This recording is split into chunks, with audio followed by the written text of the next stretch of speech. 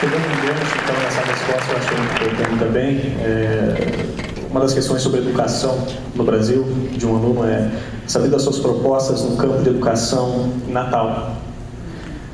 Como o senhor visualiza a transformação da educação básica no Brasil, de um sistema hoje industrial de educação para um patamar de aprendizagem mais livre pessoal? Como é que o senhor vê assim, as possibilidades do Brasil e quais são os caminhos que a gente ainda deve percorrer para universalizar o acesso à educação e que seja de qualidade?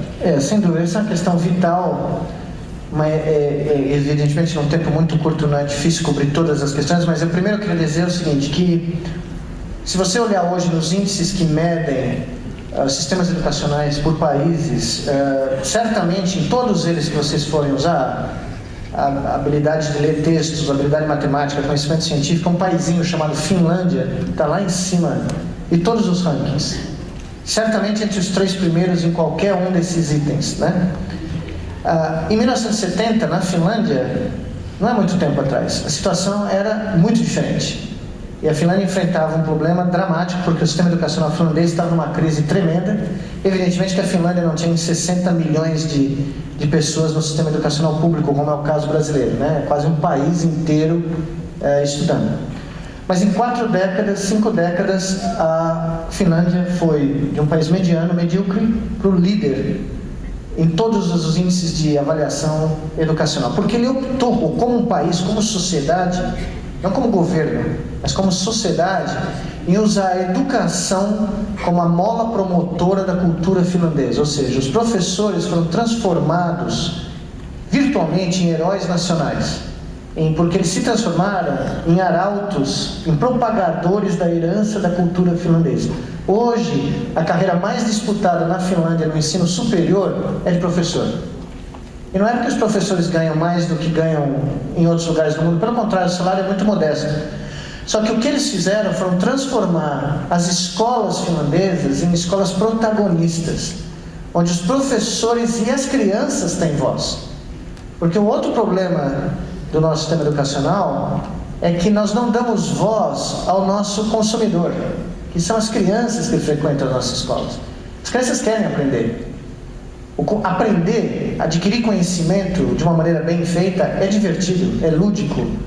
Então, a escola brasileira tem que deixar de ser um instrumento de transmissão de informação passiva para um sistema de aquisição protagonista de conhecimento. E foi isso que nós fizemos em Natal. Nós criamos o primeiro Instituto de Neurociência do mundo, que além de fazer neurociência, alguns desses estudos foram feitos em Natal, algumas das coisas que eu nem tive tempo de mencionar para vocês. Esse instituto tem uma função social. E a função social é a seguinte: como neurocientistas, nós chegamos à conclusão que a educação de uma criança começa no ventre materno, durante o pré-natal da mãe da criança. Porque se essa mãe não tiver um pré-natal de alta qualidade, o cérebro dessa criança não vai atingir o seu potencial neurobiológico pleno, e essa criança não vai poder atingir aquilo que é mais importante que uma criança atinja em qualquer sistema educacional do mundo: a sua felicidade plena. As nossas escolas em Natal não têm prova, não têm exame, elas têm um único objetivo: gerar a felicidade plena em cada um dos nossos estudantes, através da descoberta intelectual do conhecimento.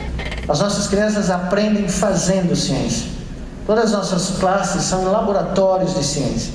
Elas vão metade do dia para a escola pública e na outra metade elas vão para o que elas chamam lá em Natal do parque de diversões, que é as nossas escolas.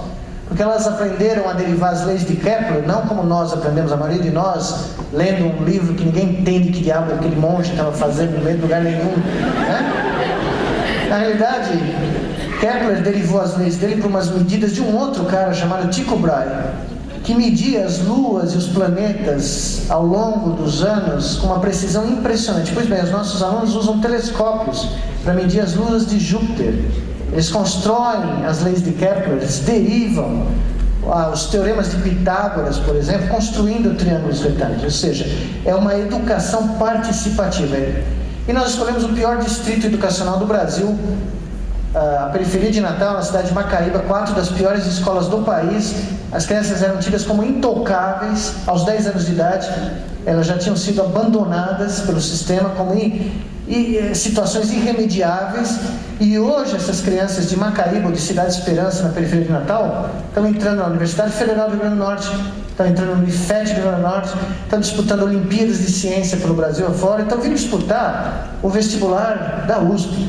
E um dia desses, vocês vão ser colegas de algumas dessas crianças que vão entrar na UFABC, vindas da periferia de Natal.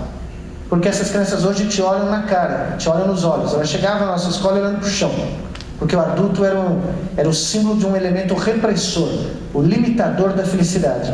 E hoje elas têm a confiança de saber que ninguém dá a felicidade para a gente. A felicidade da gente a gente conquista, cada um de nós do seu jeito.